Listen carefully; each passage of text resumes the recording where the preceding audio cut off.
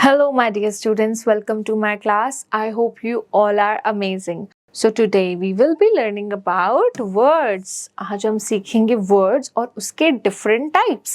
Let's get started. सबसे पहला type है homonyms. क्या होते हैं homonyms?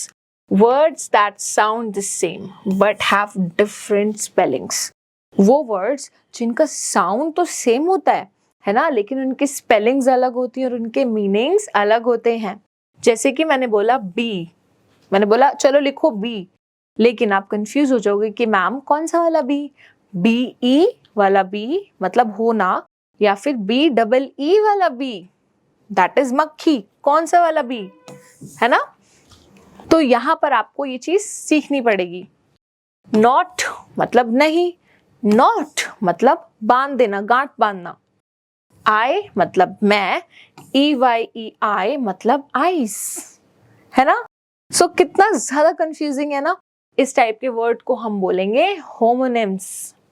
Moving to the next part, synonyms. Synonyms क्या होते हैं?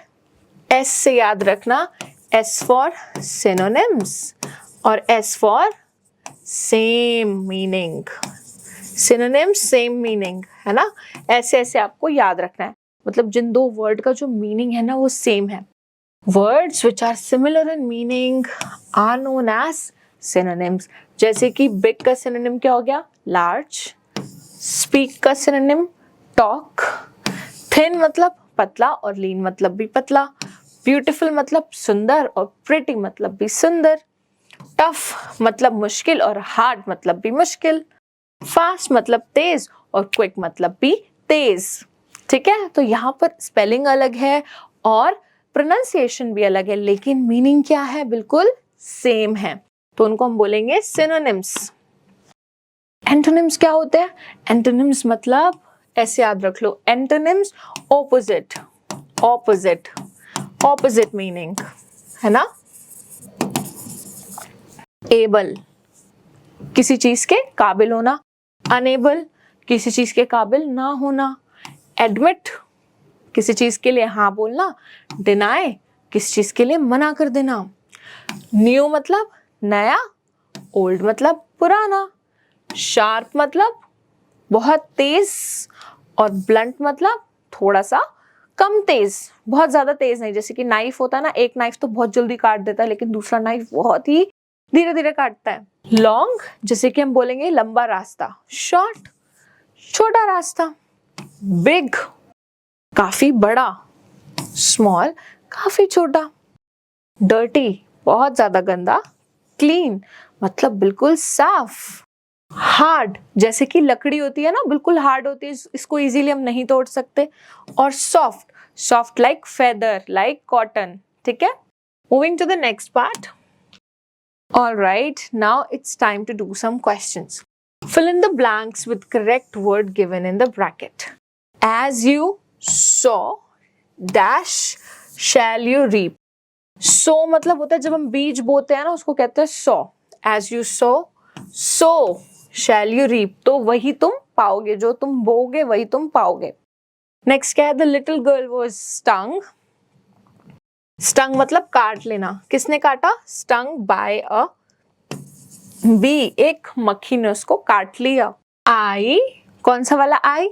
मैं वाला I. I did not know, know मतलब जानना. कौन सा वाला नो? के वाला know. I did not know the meaning of the word. Next क्या है? We went to dash. हम कहाँ गए? देखने गए. We went to see. We went to see the sea. कौन सा वाला sea? समुद्र वाला sea. We went to see the sea in Mumbai. Alright, question number 5 में आपने खुद डिसाइड करना है कि कौन सा वर्ड सही होगा. Moving to the next part. Read each row of words and circle the 2 words that are antonyms. आपको उन 2 words को सर्कल करना है जो क्या है? Antonyms है.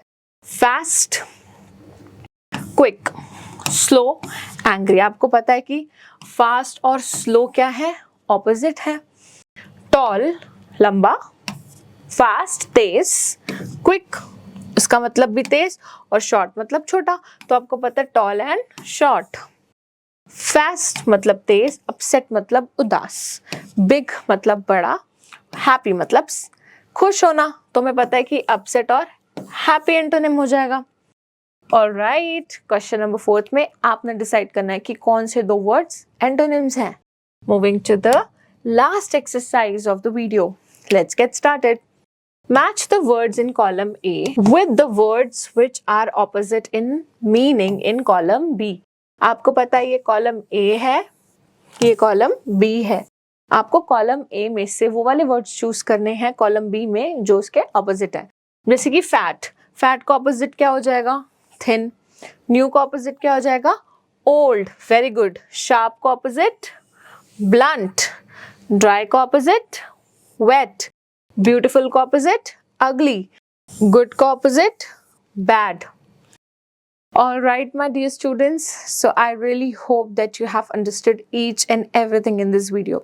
Thank you so much for watching this one. I will be seeing you in my other videos. Till then, take care. Bye bye.